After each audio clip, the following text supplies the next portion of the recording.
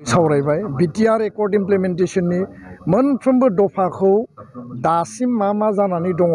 जोङो फिट फोरमायदों जे एकर्ड इमप्लिमेन्टेशननि बेलायाव भारत सरकार आसाम सरकारनि कमिटमेन्टआ 2024 मोन टाइमलाइना आरो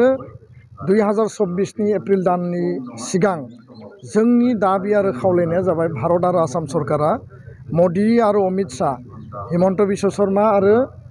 सर्बानन्द सनवाल बिथांमोननि जि कमिटमेन्ट जे एकर्डनि मोनफ्रोमबो दफाया स्पिडी इमप्लिमेन्टेशन जानांगौ बर' हारिनि जि एसपिरेशन हारि मोनसेनि जि नेशनेल माने एसपिरेशन दं जि गांनाय उखैनाय बियो सुफुंजानांगौ आरो बेखौ मावफुंनायनि उनाव गेरेमसा हारि दानाय मास्टारेस आरो आल्टिमेट थांखिसिम जों आवगायलांनांगोन दा बेखायनो जोङो गामि सोसननायनि बेलायाव जिखौ 93 नि एकर्डआव मावफुंनो हायाखैमोन गोबां नाजानायनि गेजेरजोंबाबो 2003 नि एकर्डआव जि खामानिखौ जों सम्भब खालामनो हायाखैमोन 2020 नि एकर्डआव सनितपुर बिश्वनाथ आरो गहपुरसिम जेराव 534 मार्टियार जादों मासाकार जादों 1.5 लाख मानसिया अरुणाचलाव थाहैनो गोनां जादोंमोन बे जि माने दफा 3.1 बिनि गेजेरजों गामि सोसननायनि खामानिया सोलिगासिनो दङ 41आ सोबाय आरो गोबां सोबावनांगोन जोंनि टारगेटआ सेटेलाइट नङा जोंनि टारगेटआ जाबाय कन्टिगुवास आरो 60टा समस्ति डिलिमिटेशननि गेजेरजों जोङो बिटिआर काउन्सिलखौ एडमिनिस्ट्रेटिभ लेजिस्लेटिभ एक्जिकिउटिभ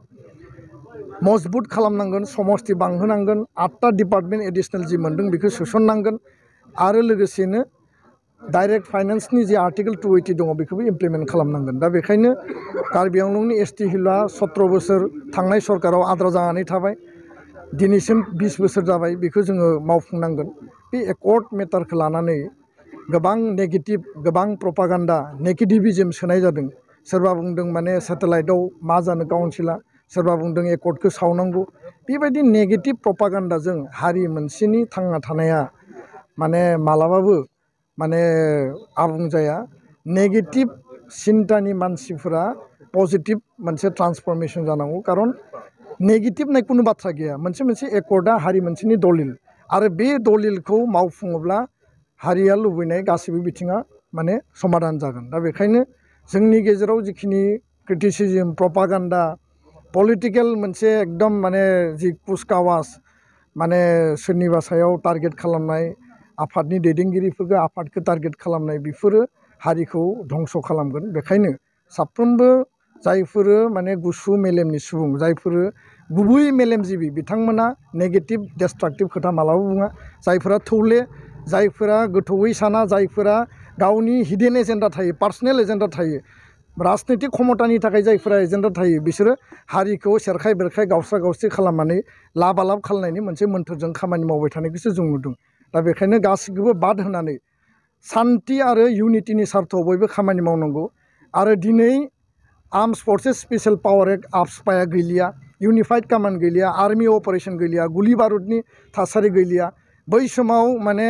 नोङो एनडिएफबि बिएलटि एबसु बर' थुनलाइ आफाद आरो बर' हारियाव जि मोनसे गावजों गाव फ्रेट्रिसाइडेल किलिं जाबाय बे थासारिया दिनै गैलिया दिनै जों बयबो रियेलाइजेसन जाबाय बयबो उपलब्धि खालामबाय आरो बिनि अनगायैबो जे जोंखौ टारगेट खालामनानै पुलिस आर्मिनि अपारेशनाव जोंखौ गावथारबाय एनकाउन्टार खालामबाय बे थासारिया दिनै जोब्बाय दा बेखायनो सान्थि परिबेसा दिनै नंगुबै महराव दिनै जिखौ जोङो लुबैदोंमोन बेखौ जोङो लाबोनो हाबाय दा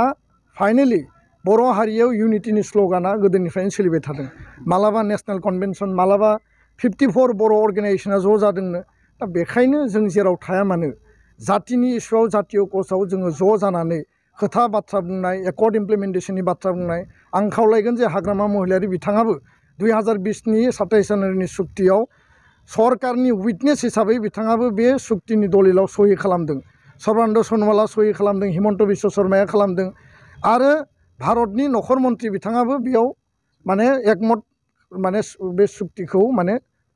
सहि खालामदों दा बेखायनो आं खावलायो जे एबसु एनडिएफबिनिफ्राय प्रमद बर'निफ्राय जागायनानै रन्जन दैमारि गबिन्द बसुमतारी जिखिनि मानसिया सुक्ति खालामबाय सरकारनि काउन्सिलनि जानानै स्टेटनि जानानै सेन्टारनि जानानै एकर्ड इमप्लिमेन्टेशननि थाखाय जि मोनसे पलिटिकेल कुचकावासा माने बांसिन प्रायरिटि मोन्दों बेबायदि एखे प्रायरिटियाव एखे एजेन्डायाव बिटिआर सान्ति सुक्तिखौ इमप्लिमेन्ट खालामनायनि खोथाखौ बुंनांगौ बयबो रन्जन दैमारिखौ जेलनिफ्राय